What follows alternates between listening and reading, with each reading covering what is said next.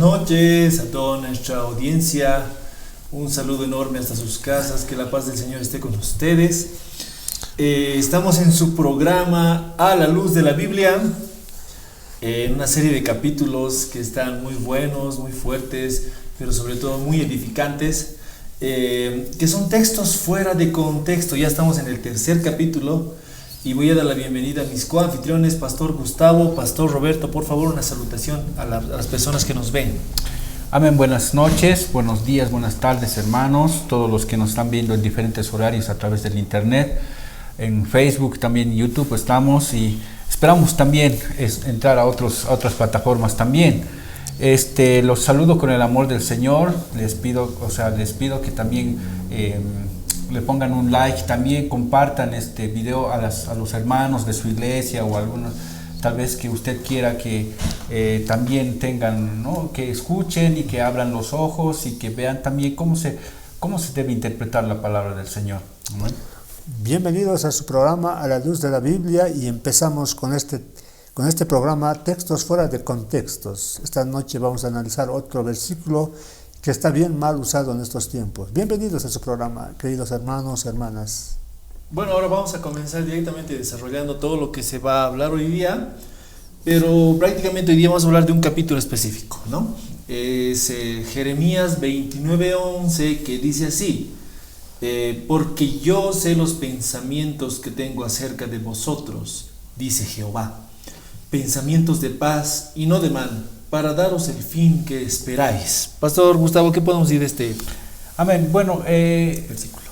muchas veces he escuchado esto en varias iglesias y en varios pastores, que también al momento de levantar el ánimo a la iglesia, al momento de levantar el ánimo, no sé, en una visita, en algún problema que tiene alguna persona, siempre hablan de este versículo, ¿no? Como dando a entender de que el Señor tiene una promesa con nosotros de prosperidad, ¿no? Dice, porque yo sé los planes que tengo para ti de prosperidad y no de calamidad, dice, ¿no? Entonces, se toma este versículo como una promesa del Señor a cualquier cristiano de que va a ser prosperado, ¿no? Va a ser prosperado y que no va a tener problemas, ¿no? Entonces, a eso es lo que queremos entrar. Y yo creo que como ya hemos empezado, ya creo que ya tenemos la forma de hablar, ¿no? Sí. Vamos a hablar del contexto, ¿no? Exactamente. Bueno, este es un versículo que está en el Antiguo Testamento. Antiguo Testamento. Antiguo Testamento, para empezar, el libro de Jeremías. Uno de los libro de profetas profecía, mayores, ¿no? De profecía. Exacto, un profeta mayor, pero el texto realmente está hablando, es un texto dirigido al pueblo de Israel, que, bueno, si analizamos desde el capítulo 25, 26, 27, 28, 29, es un texto donde Dios lanza advertencias contra el pueblo de Israel por su infidelidad, por su idolatría. Entonces Israel, bueno, le dice, ¿no?, que va a ser deportado, va a ser expulsado de su tierra hacia Babilonia. Dios utiliza a los babilónicos para expulsarlos de su tierra, y van a estar, creo, ahí durante 70 años. Y de esa manera es que se lanza estas palabras, ¿no?, dirigido a un pueblo, al pueblo de Dios, al pueblo de Israel. Bueno, como siempre, lo que yo quiero que notemos es que el libro de Jeremías es un libro de profecía. Exacto, sí. ¿No? Está catalogado entre los libros de los profetas mayores. El profeta Jeremías, en estos capítulos está dando advertencias de lo que el Señor estaba hablando al pueblo de Israel acerca del juicio por su desobediencia y por su idolatría. Ahora, muchas veces se comete el error de tomar el libro de profecía del Antiguo Testamento como si fuese una profecía para nuestro tiempo, para nosotros, para los gentiles, para los cristianos. Pero las profecías del Antiguo Testamento son profecías que están escritas para el pueblo de Israel. Claro. Y nosotros vemos el cumplimiento de esas profecías en la venida de nuestro Señor Jesucristo. Cuando ha venido el Señor Jesucristo, se ha cumplido 300 profecías, ¿no? que habla en el Antiguo Testamento, de cómo iba a venir, de dónde iba a venir, qué iba a hacer, hasta de cómo iba a morir. Todo está profetizado en el Antiguo Testamento. Y entonces nosotros disfrutamos de las profecías del Antiguo Testamento en el Señor Jesucristo. Señor Jesucristo, el cumplimiento de las profecías del Antiguo Testamento, por tanto, nosotros ya disfrutamos del Señor Jesucristo. Se podría decir, ¿cómo se dice? Indirectamente. Pero se comete el error de agarrar un texto como este cuando dice, porque yo tengo pensamientos, porque yo sé los pensamientos que tengo acerca de vosotros, dice Jehová, pensamientos de paz y no de mal, para daros el fin que esperáis, dice, ¿no? Entonces nos tomamos ese versículo para nosotros, como si estuviese hablando a nosotros, y dice pensamientos de prosperidad. Y entonces ahí ya empieza la tergiversación, porque prosperidad es un concepto muy subjetivo. Para mí prosperidad puede ser una cosa, claro. Para ti prosperidad puede ser otra cosa. Y para Roberto puede ser otra cosa prosperidad.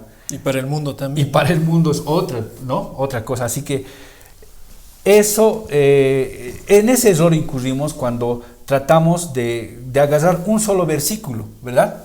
Entonces, yo como siempre propongo que leamos el capítulo 29 hasta este versículo. En realidad, hasta el 13. Claro. Si podemos leer todo. Todito desde el versículo 1 hasta el 13. Claro que sí. Dice, bueno, tiene siempre su título, ¿no? Carta de Jeremías a los cautivos. Estas son las palabras de la carta que el profeta Jeremías envió a Jerusalén a los ancianos que habían quedado de los que fueron transportados, y a los sacerdotes y profetas, y a todo el pueblo que Nabucodonosor llevó cautivo de Jerusalén a Babilonia. Después que salió el rey Jeconías, la reina, los del palacio, los príncipes de Judá y de Jerusalén, los artífices y los ingenieros de Jerusalén, por mano de Elasa, hijo de Safán, y de Gemarías, hijo de Hilcías, a quienes envió Sedequías, rey de Judá, a Babilonia, a Nabucodonosor, rey de Babilonia, decía: así ha dicho Jehová de los ejércitos, Dios de Israel, a todos los de la cautividad que hice transportar de Jerusalén a Babilonia: edificad casas y habitadlas, y plantad huertos, y comed del fruto de ellos. Casaos y engendrad hijos e hijas, dad mujeres a vuestros hijos, y dad maridos a vuestras hijas, para que tengan hijos e hijas, y multiplicaos ahí, y no os disminuáis.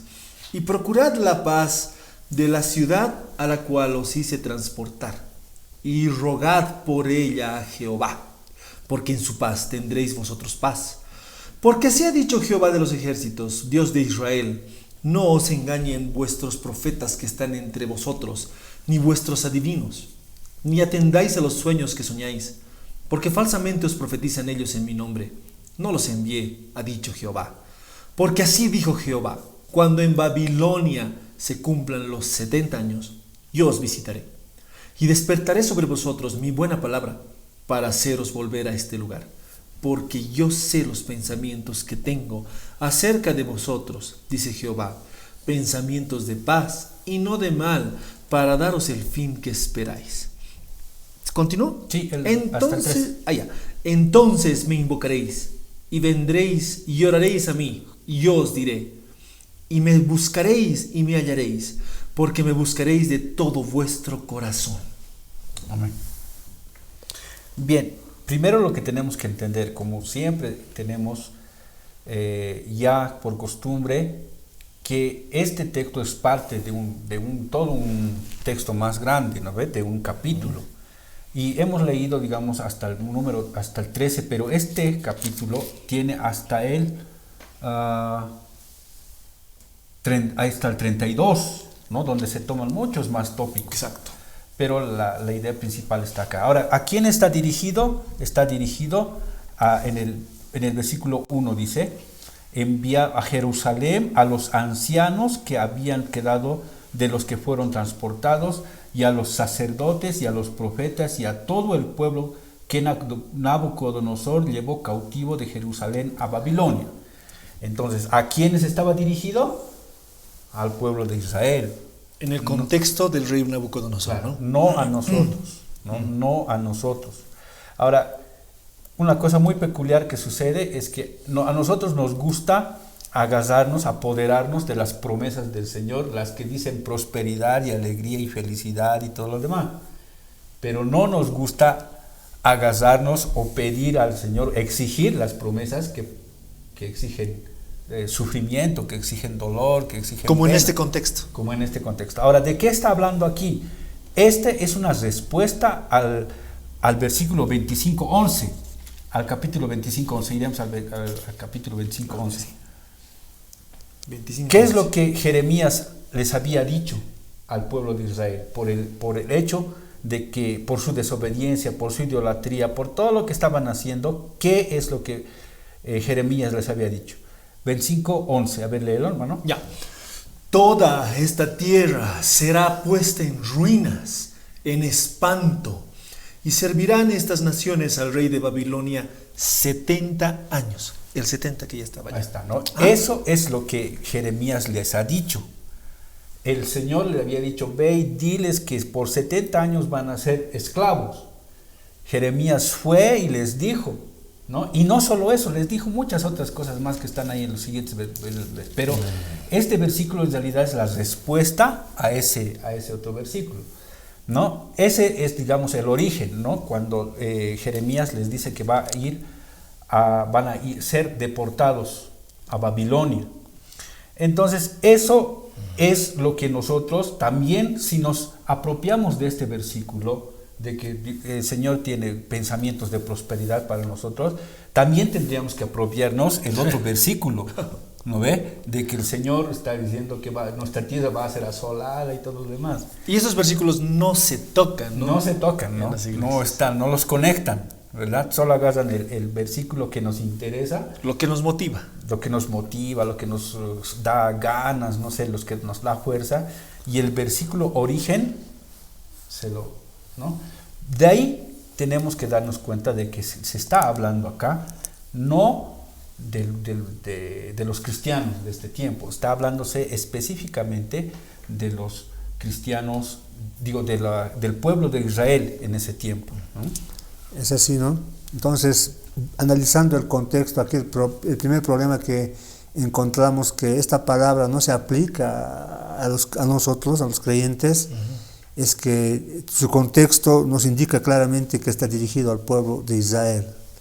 Y en esos capítulos que han mencionado también habla, ¿no? Jeremías les da instrucciones de qué tienen que hacer en Babilonia, cómo tienen que comportarse. Y que no crean a los profetas, ¿no? Y que al final de esos 70 años de exilio les da esta promesa, ¿no? De que Dios dará un bienestar, les dará un bienestar al pueblo de Israel. Ese es el primer problema que encontramos, donde no se aplica este versículo para reclamar prosperidad a Dios, una prosperidad personal, sino claro. Es una palabra, una nación, y no es una promesa individual. Una promesa nacional, ¿no? No es una promesa individual. Porque podemos ver también el carácter del Señor, ¿no? Históricamente, cuán bueno ha sido Él, ¿no? Eso le has puesto al punto. Lo que pasa es que en el Antiguo Testamento, especialmente en los libros que son de historia, históricos, los libros que son sapienciales, los libros que son de profecía, en el Antiguo Testamento, lo que nosotros tenemos que extractar de esos libros no son doctrinas en realidad, sino ahí lo que hacemos es conocer cómo es el carácter del Señor. Se ha dado a conocer en miles de años el Señor, ¿no? Mediante su palabra y la historia que nosotros leemos, ¿no? En Crónicas, en Reyes y todo lo demás, ahí vemos cómo el Señor actúa, qué cosas no le gusta, qué cosas ha castigado, a qué cosas está de qué cosas está enojado, qué le molesta, qué no le molesta. Conocemos al Señor con esos libros. Entonces, lo que nosotros tenemos que entender del Antiguo Testamento es entender el carácter del Señor, ¿no? Salmos, por ejemplo, es un gran ejemplo de la descripción del carácter del Señor, su bondad, su amor, su benevolencia, todo, ¿no? El amor de perdonar, de cuidar, todo está ahí. En Salmos habla mucho del carácter del Señor, de sus virtudes, de sus atributos. De todo eso habla Salmos, y también vemos en Levítico y todo el proceso de crecimiento de Israel, vemos cómo el Señor los ha ido moldeando poco a poco, y eso sí nos sirve a nosotros.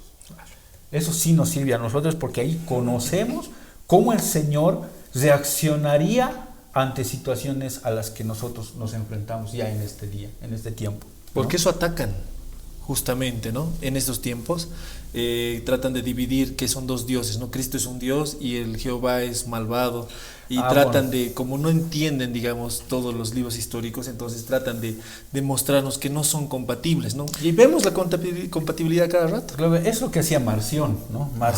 Marción decía que el Jehová que conocemos era el Jehová del Antiguo Testamento, es un Dios déspota, malo, un Dios, el peor de los dioses, porque ha creado cosas, ha sido sanguinario, ha sido malo y todo eso.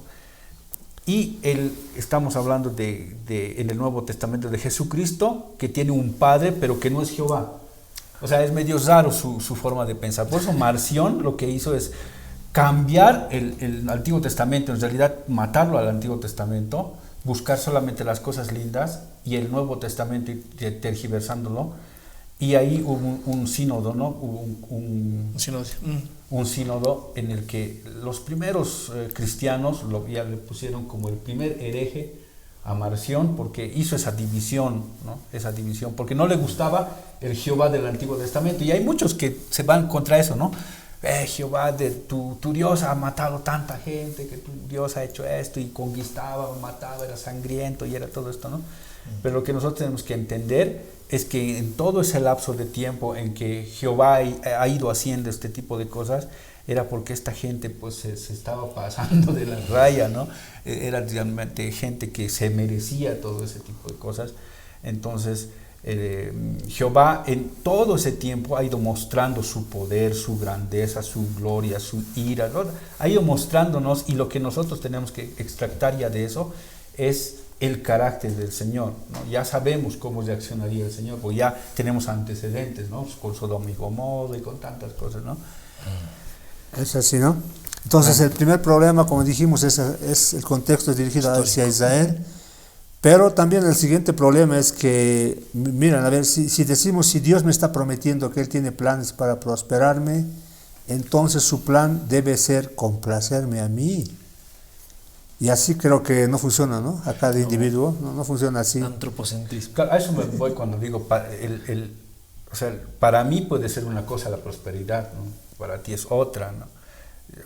Otras personas, digamos, ven la prosperidad, su familia, la alegría, que todos estén sanos y eso es próspero. Pero otros ven como próspero que tengan 2, 3 casas, 4 casas, autos. Muchas las riquezas, ¿no? Otros lo ven como prosperidad, grandes títulos que tienen, digamos, cargos importantes, ¿no? O sea, ahí si fuese, digamos, de esa manera, entonces la prosperidad, cada persona tendría una prosperidad individual, ¿no? Según a sus necesidades, según a su entender, ¿no? de las cosas. Ese sí, también es algo que tenemos que tomar en cuenta, ¿no? Pero, sin embargo, a ver, la palabra de Dios en Romanos 15:4, no sé si podemos leer, hermano. Romanos 15:4. Si bien este texto no tiene nada para nosotros, pero ¿qué dice Romanos 15:4? Dice, ¿no?, que la palabra de Dios fue escrita, o sea, en sí Jeremías también es la palabra de Dios, no es un texto aislado, que no debemos tomarlo en cuenta. Es un texto que sí se aplica. A ver, leeremos Romanos 15:4. Porque las cosas que se escribieron antes, para nuestra enseñanza se escribieron, a fin de que por la paciencia y la consolación de las Escrituras tengamos esperanza. Entonces, esta palabra del Señor es para nuestra enseñanza. O sea, esta no es una palabra para que nosotros reclamemos, por ejemplo, sanidad, bienestar, prosperidad individual, sino es una palabra que debemos de aprenderla, debemos de tomarla como una palabra que nos enseña que si bien Dios a veces castiga, pero el fin de, cuando dice la palabra, a los que ama, a sus hijos los castiga, justamente. Exacto. Pero el propósito es hacerlos notar que están mal y que ellos vuelvan a sus caminos. Es una enseñanza, de esa manera podemos aplicarla individualmente, pero no podemos exigir esta palabra para decretar en este momento, yo soy sano, soy millonario, prosperado, millonario, todo eso, sino es una enseñanza que debemos aprenderla, como Israel, a causa de su desobediencia, llegó a estos extremos de ser expulsado de su tierra. Y como decía, esa tierra en los cuales Abraham, el Señor le prometió, ¿no?, una tierra nueva, y Abraham nunca vio eso, pero estos sus descendientes vieron esa tierra, y esa tierra en la cual estaban disfrutando, ahora estaban siendo expulsados de esa tierra, pero todo por una causa, la desobediencia a Dios. Pero al final el Señor prometió pues que eso iba a acabar, iba a durar 70 años, y iba a haber bienestar. Un castigo, ¿no? Bienestar después de todo ese castigo. Y son instrucciones que Dios da a través del profeta Jeremías al pueblo que estaba exiliado. Eso es, queridos hermanos. Ahora, aquí hay una cosa que tenemos que notar. Jeremías, si bien les da la profecía de dolor, ¿no?, la profecía de juicio y exilio, en el 25:11 la habíamos leído, pero en este capítulo 29 que hemos leído hasta el versículo 13, nos da que Jeremías les instruye primero a cuidar la ciudad. ¿Y qué ciudad? La ciudad donde están viviendo en ese tiempo, la ciudad de Babilonia, la ciudad de sus opresores, la ciudad de se podría decir sus enemigos. Pero Jeremías le dice, cuiden esa ciudad. Dice, ayuden a los opresores, ¿no? Oren por ellos. Estamos hablando de sus opresores, ¿no?, de sus esclavistas.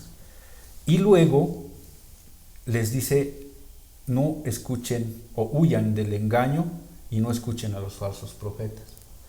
Ahora, nos pondremos a pensar, ¿por qué puede Dios pedir que los israelitas que están, el pueblo de Dios, ¿no?, el pueblo de Dios que está en cuestión de cautiverio en otra ciudad que es ajena a ellos, que no les interesa a ellos, ¿no? Es más, muchos han debido odiar esa ciudad, pero Jeremías les da la orden de que tienen que cuidar esa ciudad, que tienen que ayudar a su opresor.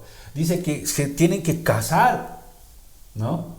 Tienen que seguir haciendo familia, tienen que seguir creciendo. No disminuyan, dice, ¿no ven? Entonces tienen que prosperar ahí, tienen que crecer. ¿Por qué? Y eso es un ejemplo de prosperidad, por ejemplo, ¿no? Claro, ¿no? Ahora, ¿por qué les da esa instrucción? Porque el plan del Señor no está pues como nosotros vemos aquí. A veces nosotros vemos solo a lo que está ante nuestras narices. Somos cortoplacistas nosotros. Sin embargo, en el plan del Señor era que ellos ahí prosperen. Si ellos cuidan la ciudad, si ellos oran por su opresor, si ellos ayudan a sus opresores, van a vivir en paz en ese lugar. La gente los va a apreciar, la gente los va a tener, digamos, ayuda, ¿no? Los van a considerar, digamos, ¿no? Y eso es lo que dice ahí. Cuiden, oren, ayuden para que la gente de los opresores les den paz también a ustedes. Y vivan ustedes en paz y proliferen y crezcan ustedes ahí, que vivan en paz a pesar de estar en eso. Ahora, dice, ¿por qué? Porque el Señor tenía planes, porque después de los 70 años tenían que volver a su pueblo y ahí tenían que seguir otra vez. ¿Te das cuenta? De eso está hablando, porque yo tengo Dice, porque yo sé los pensamientos que tengo. ¿Cuáles son los pensamientos? Acerca de vosotros, dice. ¿Cuáles son los pensamientos? De que prosperen y que crezcan y que ayuden, que vivan en paz, en tranquilidad, porque va a haber un momento en el que van a regresar, dice. Después de los 70 años. Ajá. Dice Jehová, pensamientos de paz y no de mal, para daros el fin que esperáis. ¿Qué fin esperaban ellos? Volver a su casa, ¿sí o no? Claro. Y en ese interín de 70 años, el pueblo de Israel no tenía que mermar, no tenía que acabarse, no tenía que perderse. Solo era disciplina. Era disciplina. Exacto. ¿No? Después de un tiempo, de cumplidos los 70 años, el pueblo tenía que volver. ¿Pero con qué? Con más conocimiento, tal vez con cosas que han aprendido Humillados allá, también, ¿no? Humillados. ¿no? O sea, no hablo de humillados que destrozados, ¿no? Sino con el corazón ya humillado, claro, hacia su Señor, ¿no? Entendiendo lo que, claro, ha sucedido, ¿no? Claro. Y luego dice, huir del engaño. Y ahí está el capítulo 28, habla de un falso profeta llamado Ananías. Ese falso profeta... Pero antes de eso, ¿no? O sea, Ananías, tomar algo, como dice, tomar algo que Dios dijo, lo que dice Jeremías 29:11, tomar algo que Dios dijo y decir que dice otra cosa, eso caracteriza a los falsos profetas. Mientras Jeremías estaba profetizando juicio, 70 años, cautiverio, justo ahí, en el capítulo 28, Ananías promete, ¿qué promete? Paz. O sea, la característica de los falsos profetas es usar un versículo y decir lo que no dice el versículo. Y eso es lo que estamos ahora analizando, ¿no? Agarran Jeremías 29:11 para su beneficio personal, sin analizar el contexto, todas esas situaciones. Y justo aquí, como dice aquí, Jeremías 28, a ver, podemos leer, ahí en todo ese capítulo habla, ¿no? de este falso profeta Ananías, Jeremías 28. ¿Todo el capítulo? No, solo el título. Falsa profecía de Ananías, ¿no? Falsa profecía de Ananías. A ver, el versículo 8. El versículo 8. Dice, los profetas que fueron antes de mí y antes de ti en tiempos pasados profetizaron guerra, aflicción y pestilencia contra muchas tierras y contra los grandes reinos. El profeta que profetiza paz, cuando se cumpla la palabra del profeta, será conocido como el profeta que Jehová en verdad envió. Eso es lo que dice Jeremías, ¿no?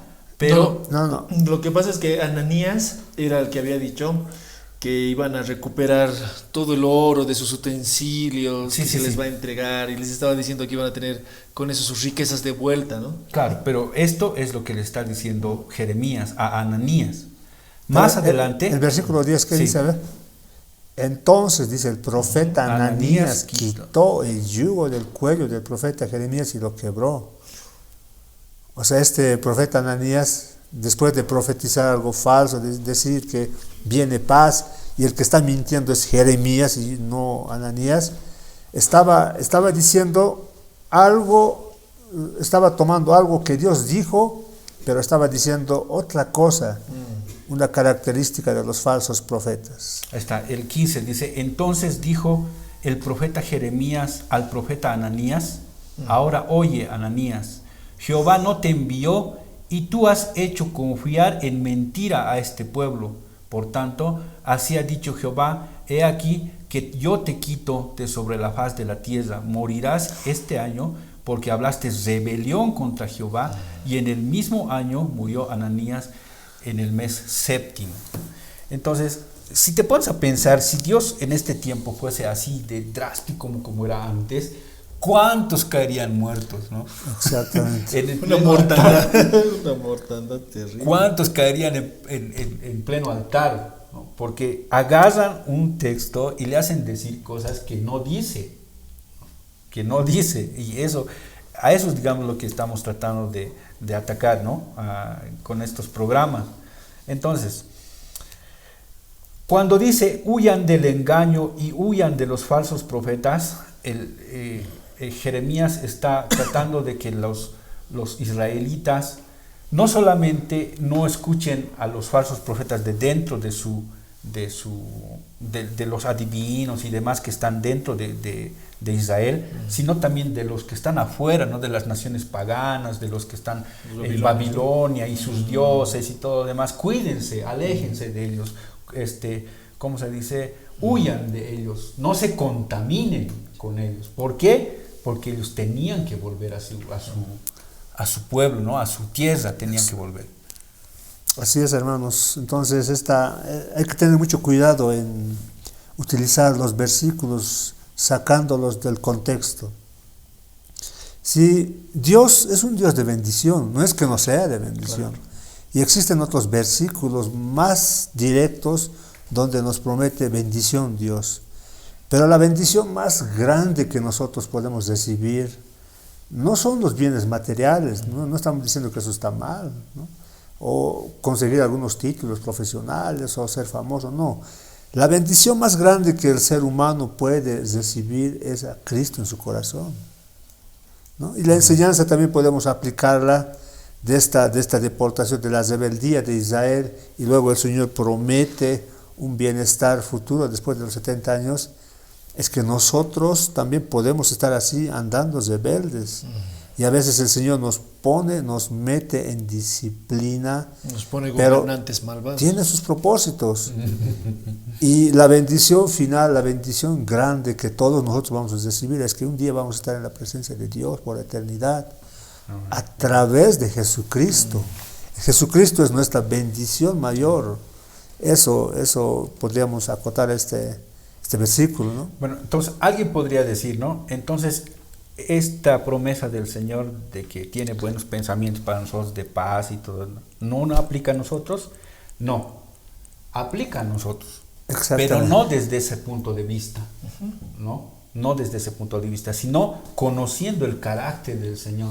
Que nunca cambia. Que nunca cambia, ¿no? Aquí lo que tenemos que ver es que se está hablando de la providencia del Señor, ¿no? La providencia. Exacto. Y me he traído un diccionario para hablar de la providencia del Señor. A ver, aquí está, el diccionario teológico ilustrado de Francisco Lacueva, ¿no? Les dije que vamos a estar viendo algunas herramientas. Es bueno que tengan un diccionario teológico, hermanos. Cómprense uno. Este diccionario debe estar en sus... yo lo compré, creo que por sus 120 bolivianos, que lo compré ahí en Sociedades Bíblicas.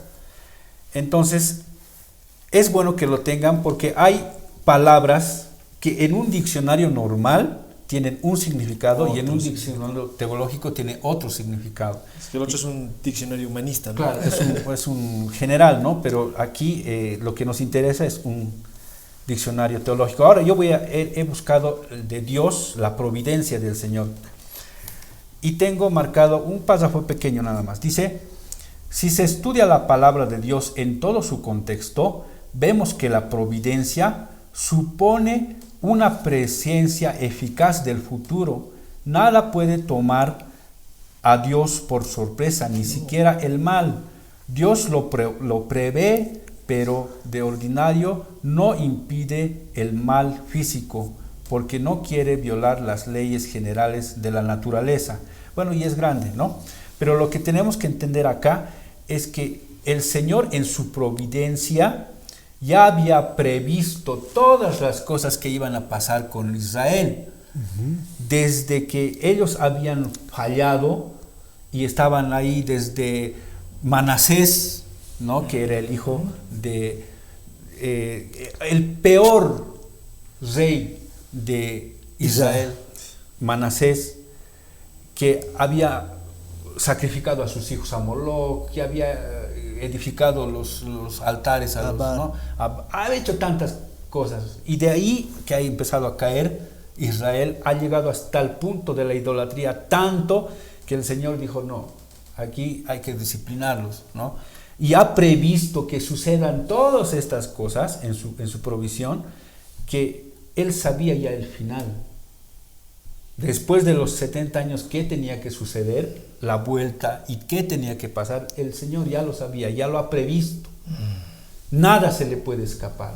ni el bien, ni el mal, como dice aquí. Nada le viene de sorpresa al Señor. Es inmutable.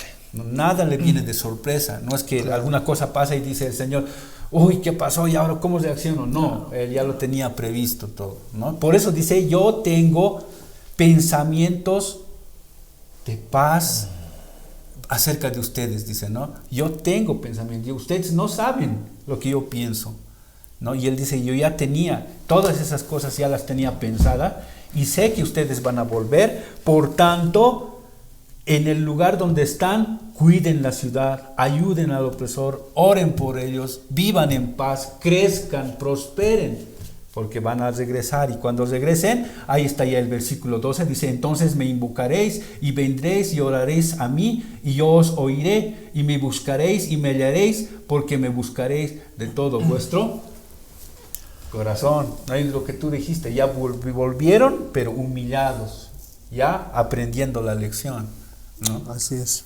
Y eso, digamos, lo que habla usted, pastor, justamente es uno de los atributos de Dios, ¿no? La omnisciencia. Omnisciente significa que lo sabe todo, ¿no? Y el otro atributo que hemos visto aquí es que es inmutable, nunca cambia. Exacto. Y la misericordia del Señor en relación al pueblo rebelde de Israel. Bueno, muchas veces este versículo lo usan como para justificar algo que Dios le tiene que dar, sí o sí, a la fuerza. Una frase motivacional. Exacto, pero hemos visto que el contexto no muestra eso. Si queremos buscar versículos que son más claros en cuanto a lo que Dios provee, a la providencia, como decía el hermano, entonces hay otros versículos. Pero providencia, hablando en forma general, no tanto a nivel personal. Claro. La providencia mayor que hemos recibido a nivel personal es pues que Jesucristo, su Espíritu Santo, mora en cada creyente. Claro. Y cada día y va a estar hasta el fin del mundo con nosotros. Exacto, nos hace conocer más al Señor. Ese es el bien mayor que hemos recibido. Ahora, pedirle cosas materiales, exigirle a Dios, es más un capricho. Claro. Personal. Ególatra.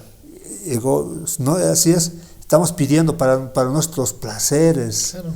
Por ahí le pedimos un auto y ni manejar sabemos. ¿Qué vamos a hacer con el auto? Apenas empecemos a manejar, un accidente. Y Dios conoce, pues. Y si es que pedimos y no nos da una respuesta el Señor, su respuesta está ahí, es negativa. Claro. ¿No?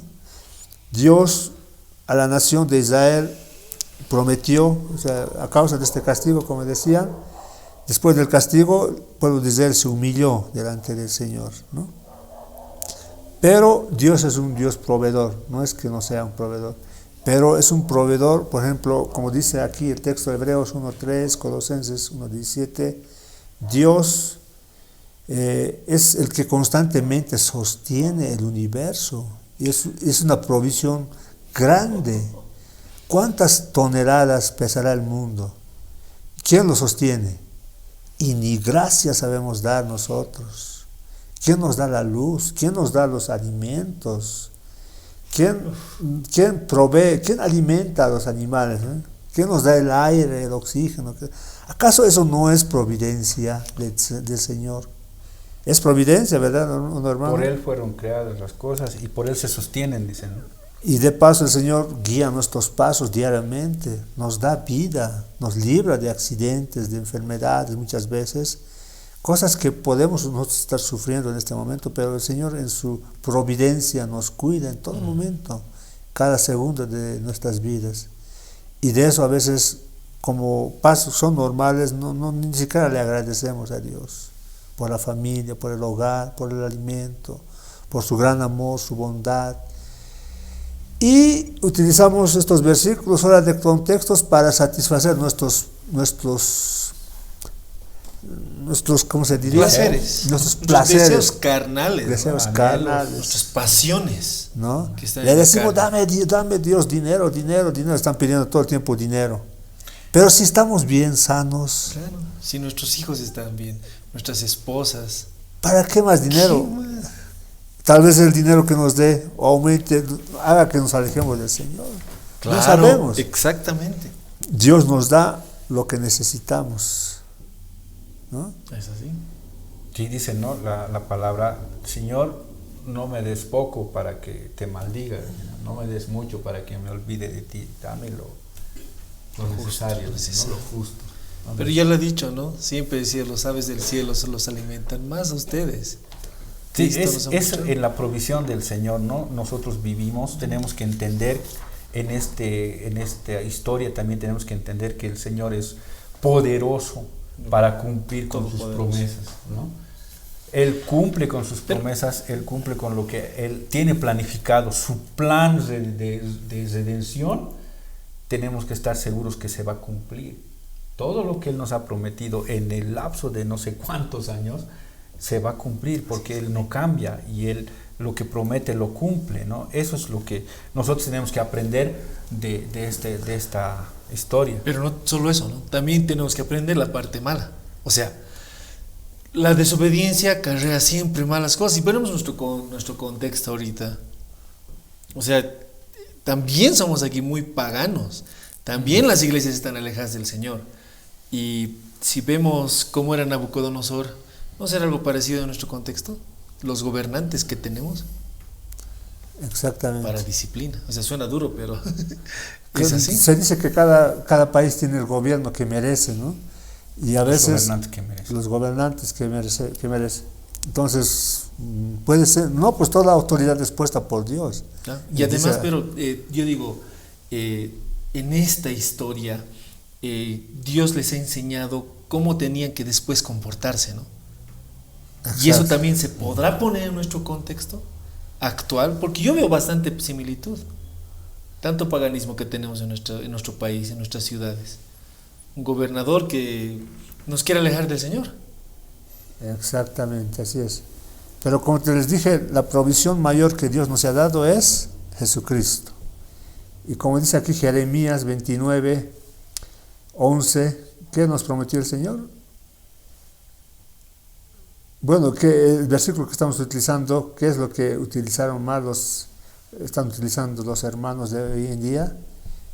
Dice Jehová, pensamientos de paz y no de mal, para daros el fin que esperáis, ¿no? Entonces, ¿nosotros qué esperamos al final de todo esto? Vivir en la presencia de Dios, vivir por la eternidad, donde ya no haya más maldad, no haya pecado. Y la provisión mayor que Dios ha provisto es Jesucristo.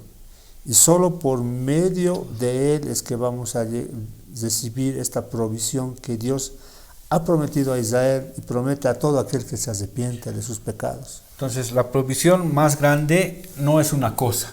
Exacto. No es un objeto. No es algo material que podemos tocar, digamos, ¿no? La provisión más grande es una persona. Exacto. La persona del Señor Jesucristo, que vino, que se despojó a sí mismo de su divinidad, de su poder, y vino a ser un hombre como nosotros, sujeto a nuestras debilidades, y sufrió, obediente hasta la muerte, dice, ¿no?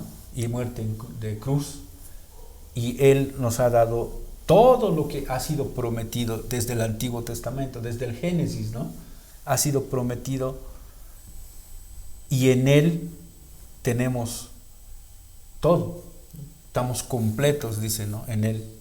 Y lo que nosotros tenemos que agarrar acá es que el Señor Jesucristo ha venido para darnos la esperanza más grande, ¿no? Que podemos tener.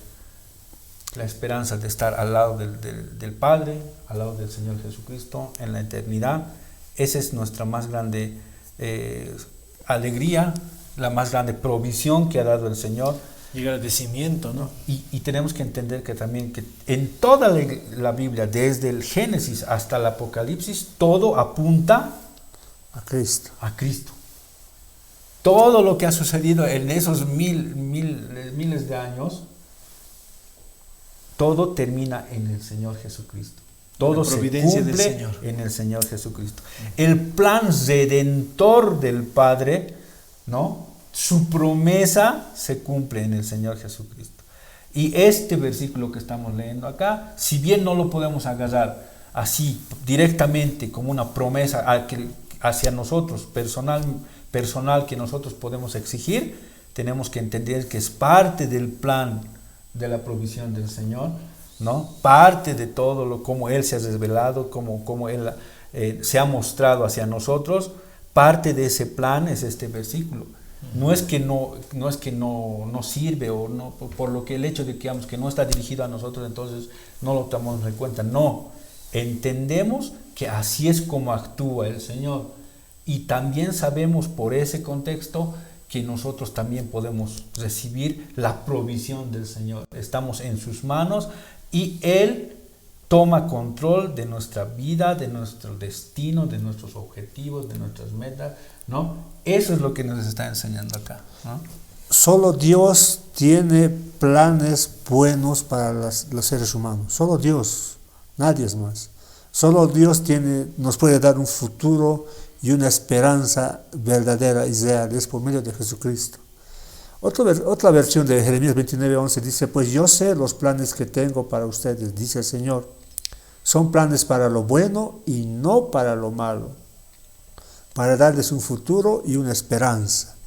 Entonces de ahí podemos aprender que por medio de Jesucristo, por medio del arrepentimiento que Dios pone en nuestros corazones, Dios desea lo bueno para sus criaturas, los seres humanos, cuando los reconocen como Dios, como su Señor y su Salvador, se vuelven hijos, ¿no?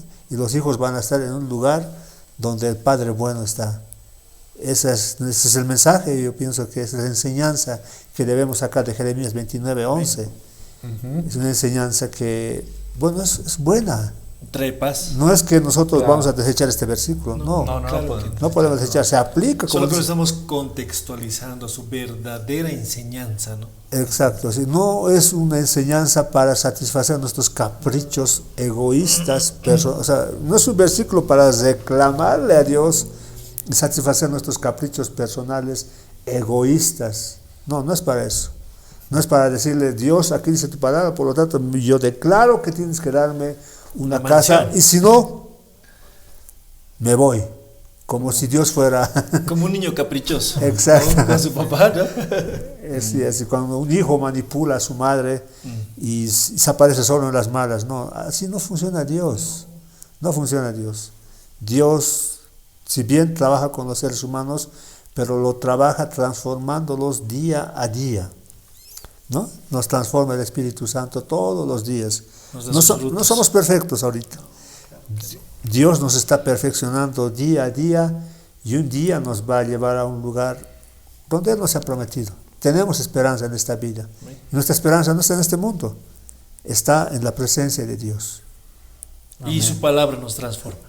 Exacto, así su palabra, ¿no? Por eso el programa es muy importante, que se llama La Luz de la Biblia. Exacto. Entonces, para ya concluir, tomar algo que Dios dijo y decir que dice otra cosa es una característica de los falsos profetas, ¿no? Que hacen promesas falsas en nombre del Señor.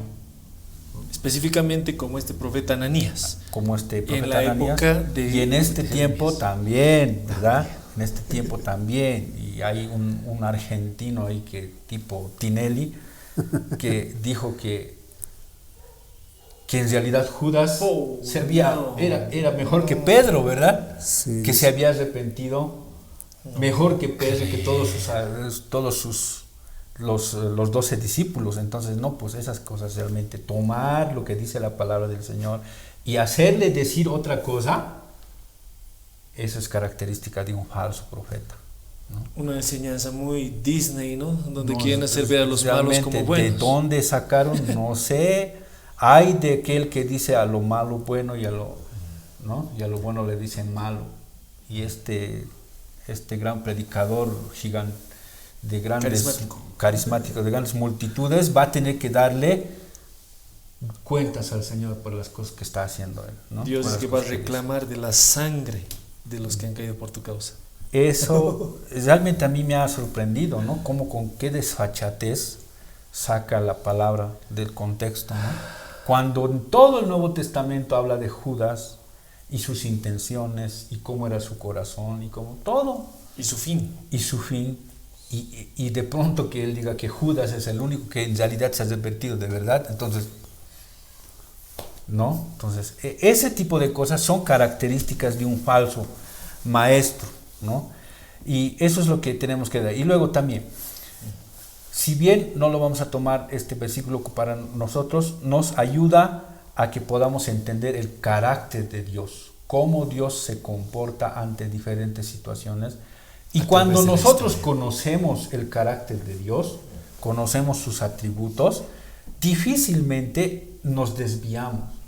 La mayoría de las herejías y de las cosas raras que están entrando a las iglesias es porque el pueblo de Dios, el creyente, el cristiano, no conoce a Dios, no conoce su carácter, no conoce sus atributos, no conoce cómo Él reacciona.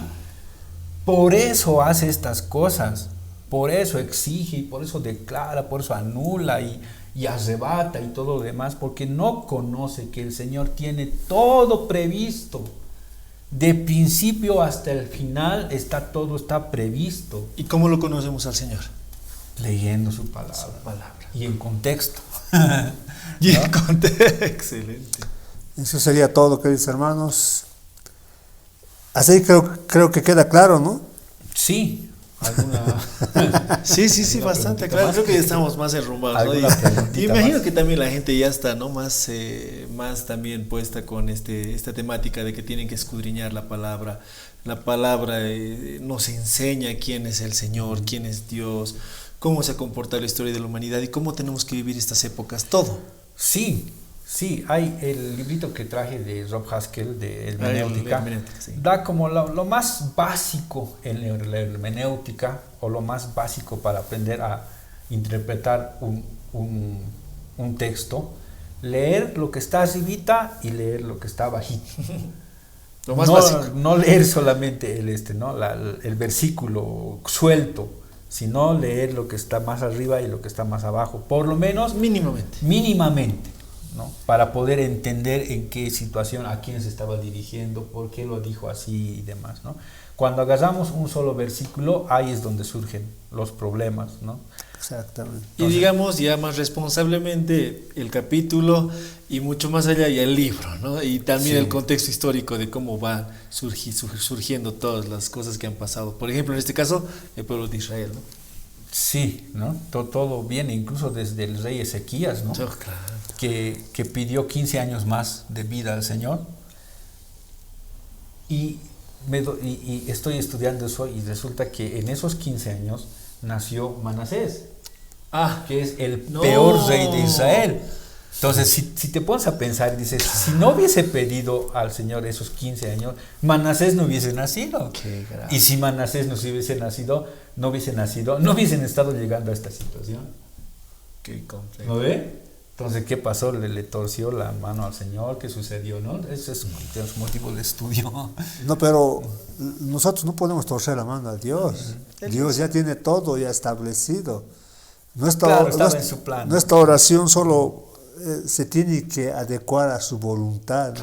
El Padre Nuestro es la mejor muestra. No podemos torcer la mano a Dios, porque Dios, incluso tal vez ya estaba establecido que Manasés le pidiera que vivan 15 años más. Porque tenía que nacer Manasés para ver la maldad, por qué el juicio iba a venir sobre ellos. Y todo Israel es una enseñanza para la iglesia. Para todas las iglesias, para todas las comunidades, para todos los creyentes de hoy en día, ¿no? Israel fue puesto para ser luz a las naciones, predicar, y no obedecieron. Se encesaron. Nuestra misión no es encesarnos, nuestra misión es proclamar el Evangelio. Dios quería, ¿no?, que Israel proclamara el Evangelio, nosotros también deberíamos proclamar. Y estamos proclamando por este medio. El propósito es eso, proclamar el Evangelio, ya que hoy en día cuando salimos a las calles ya la gente ya no tiene tiempo para escuchar ni para pararse. Entonces que Dios nos siga guiando, nos siga orientando, dirigiendo nuestras mentes, nuestras fuerzas, para que se haga su voluntad. Pastor, a ver, alguna previa de lo que vamos a ver el siguiente, porque hablando aquí entre nos, suponen que estos serie de capítulos de contextos fuera de contextos deberían tener 17 versículos, tal vez más, Tal vez más. Pero por lo menos 17 versículos en los que vamos a hacer hincapié que se están tergiversando en las demás iglesias. Para nuestra audiencia, para que sepan para que venga preparada también por ahí los que nos van a ver. ¿Qué vamos a ver la siguiente? Según nuestro cronograma, tenemos la siguiente. Es todo lo puedo en Cristo que me fortalece. Uy, qué cita bíblica más motivante. Y lo digo así porque, no sé si ustedes sabían, pastores, pero hay una iglesia que está haciendo una cumbre de liderazgo. Y veía todos los expositores.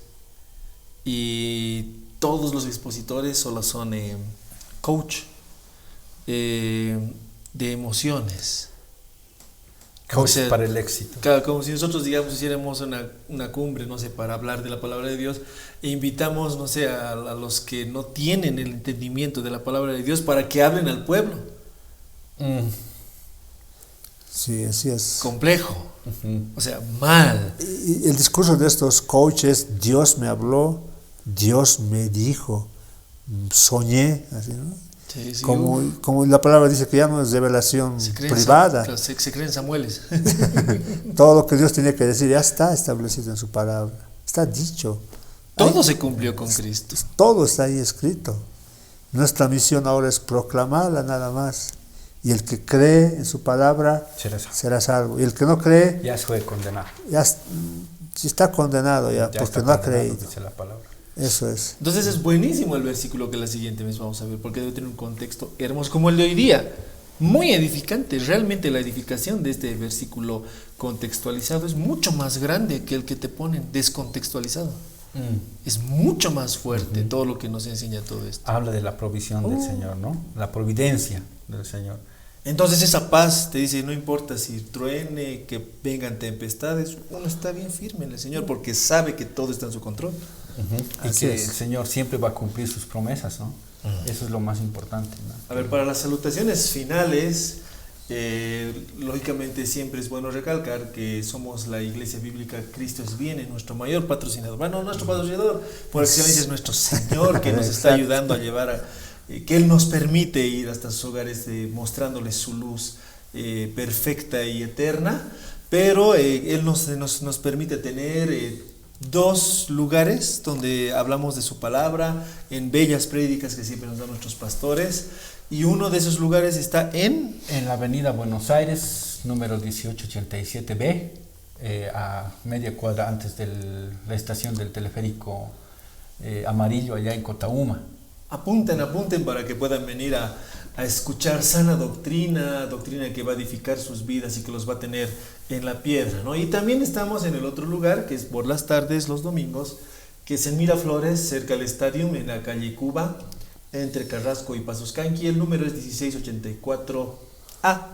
Las reuniones, el horario de las de Cotauma. A las 11 y a las 12 estamos. Ya por ese tiempo ya estamos cambiando también de lugar. Y bueno, esperemos que el Señor nos mande a otro lugar. Todavía no ya sabemos que tenemos la providencia, ¿no? Por la providencia, paz, ¿no?, del Señor. Y yo tengo la experiencia de que hasta el último momento aparece, ¿no? Así que bueno, no estamos desesperados tampoco ni nada. Solo sabemos que el Señor ya tiene todo planificado.